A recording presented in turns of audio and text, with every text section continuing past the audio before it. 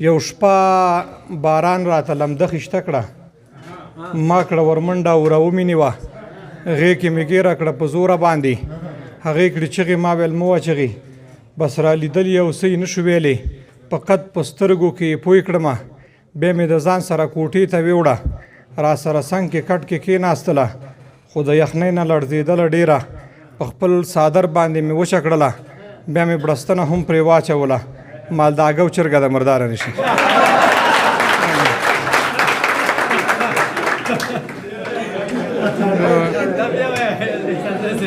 بیا خو په دا لږه سخته وي، بیا به داسې ډېر خوند نه وي. د دې پسې به بل شی ویمه ده،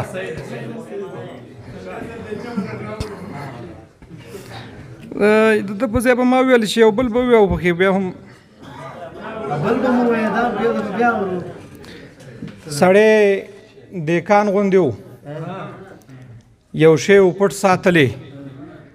یا یو زمونږ پټ کړی، بس چې خبر شو ترېنه زړه ورته نه ټینګېدو، بس نو خرچه مو وکړه، ګوتو ته راغللو چې مړه بیخي تازه و او بې درکه خوی و، او دې سره سم ښکلی و، په دې ګرمۍ کې نو بیا بس ګزاره نه کېده، اول په شونډو ښکل شو، خو بیا هم کار ونه شو، بیا مې پرې غاښ ولګو، پوستکی سم نرم و، خوله کې اوبه شو، بادرنګ هم داسې خوند کوي.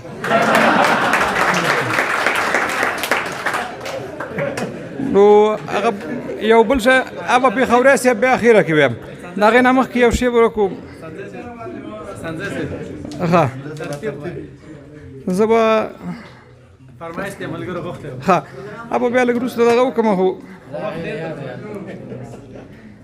چې مجرد نه شو په خوله شاید واده به غواړي، یا لږ بدل شو د پخوا شاید واده به غواړي، چې کیسې د کاروبار یا د خارج کولی او ګزوله یا هوا شاید واده به غواړي، د جنکو په کمنټونو باندې ګیر شو، اخر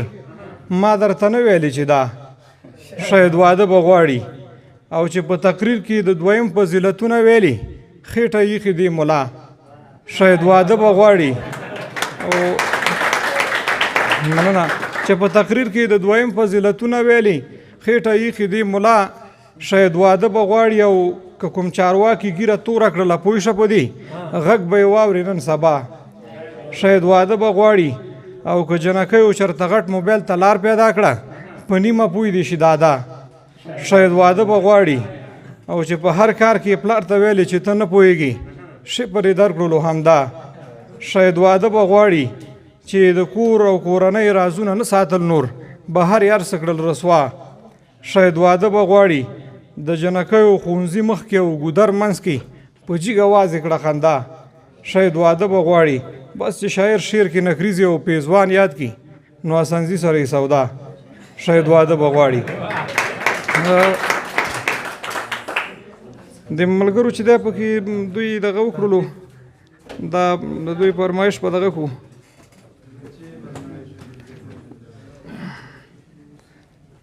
د دې ترتیب نه مخکې ما یو بل داسې لږ ذات طنز لیکلی و چې یو سهار د خوبه چې راپاڅېدلم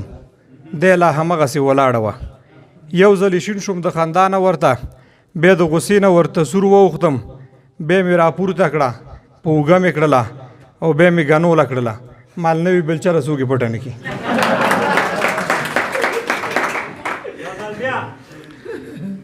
یو سهار